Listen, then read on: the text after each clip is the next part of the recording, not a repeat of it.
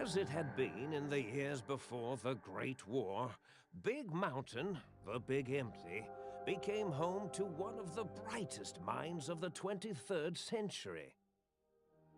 The courier watched over the Big Empty for years to come, caring for it and keeping its discoveries safe until they were needed to help others.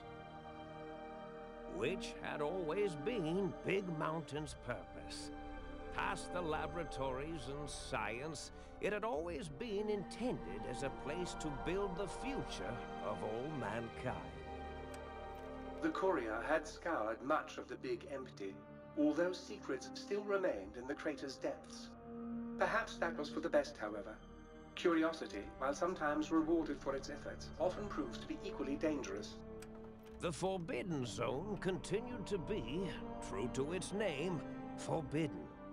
No more robo-scorpions were sighted in its canyons. Big Mountain became even emptier, devoid of Dr. Mobius's proclamations forecasting the destruction of anything that dared possess sentience.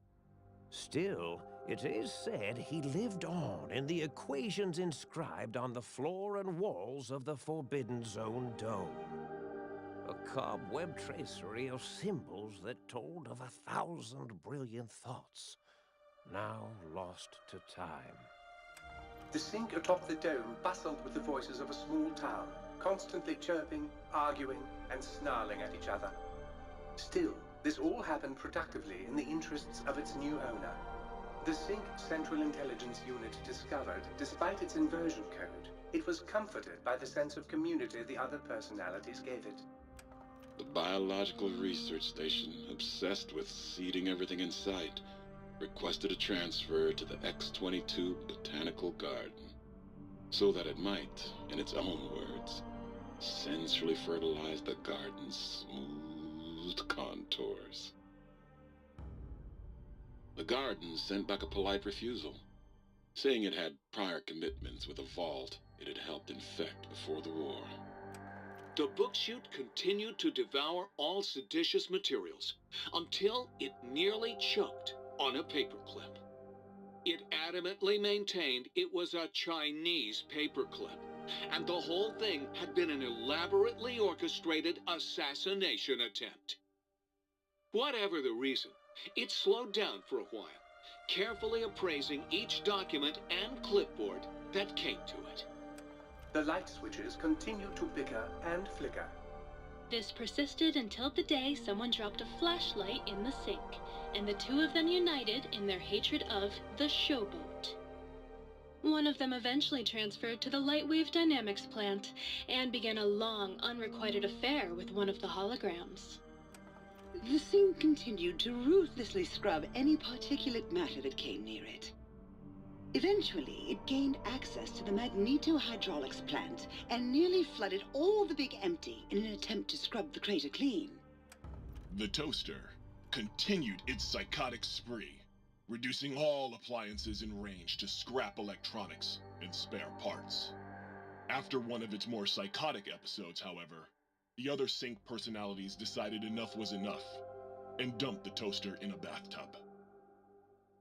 Sparking and hissing, the toaster swore its enemies would rue the day when they had bread and no way to toast it.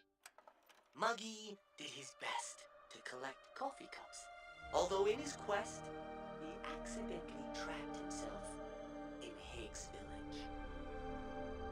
It might have been the end for poor Muggy. Except, he found it peaceful there, tidying up the kitchens of the think tank professors back when they had been flesh and bone. Well, except for Dr. O, who was an asshole for having created Muggy in the first place.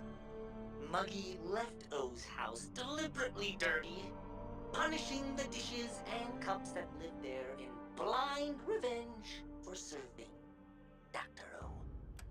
Blind-eyed old Jefferson eventually discovered a new sound. Silence. It only made him more filled with the blues than before. It was rumored by the other personalities that he had a brief fling with the light switches. Although he forgot their names much too often and was soon left in the dark as punishment. Autodoc, always gentle and methodical, kept sewing up the courier in all the right places when the skin split open from repeated wear and tear. The Autodoc was just glad to have purpose again. It heard its simpler brothers and sisters who got shipped to the Sierra Madre were bored out of their skulls in that toxic dead city. In time, the Autodoc found a way to deactivate the Y-17 trauma harnesses, releasing the corpses they had held prisoner for almost 200 years.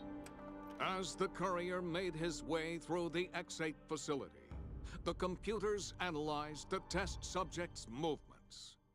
They eventually created new cyberdogs to root out commie traitors from the wasteland.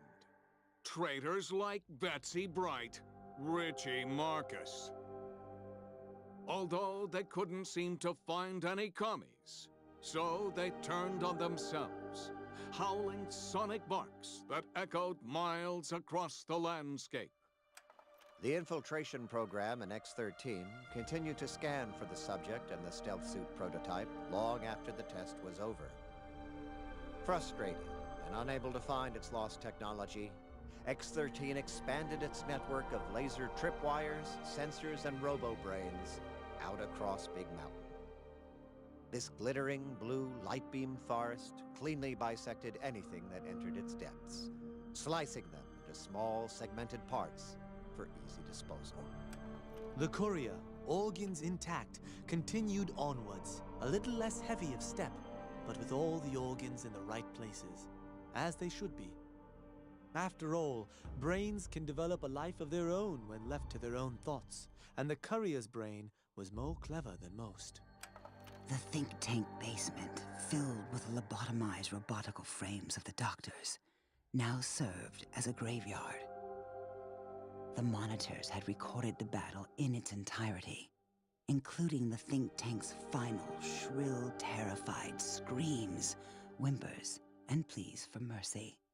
They broadcast these humiliating last moments as a warning to anyone approaching the perimeter that other smarty pants were not welcome.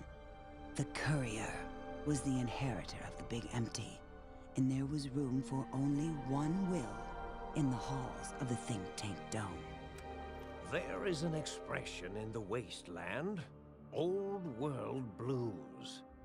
It refers to those so obsessed with the past they can't see the present, much less the future, for what it is.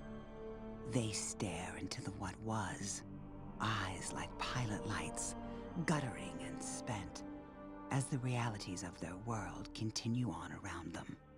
Science is a long, steady progression into the future. What may seem a sudden event often isn't felt for years, even centuries to come. In the times following the Second Battle of Hoover Dam, however, old world blues took on a new meaning. Where once it was viewed as a form of sadness, nostalgia, it became an expression describing the potential for the future. It can be easy to see science as evil, technology unchecked as the source of all ills, all misfortunes. With the courier at the helm, science became a beacon for the future. There was old world blues, and new world hope. And hope ruled the day at Big Mountain. We could say more, but the stories in the Big Empty speak for themselves. Now armed with the transportal Ponder, the courier could return to the dome at any time and crack open the secrets of the Big Empty one by one. The Sync sat vigilant, waiting for its master to return, shoes covered in Mojave dust. Only one road yet remained, and it was one the courier had to walk alone.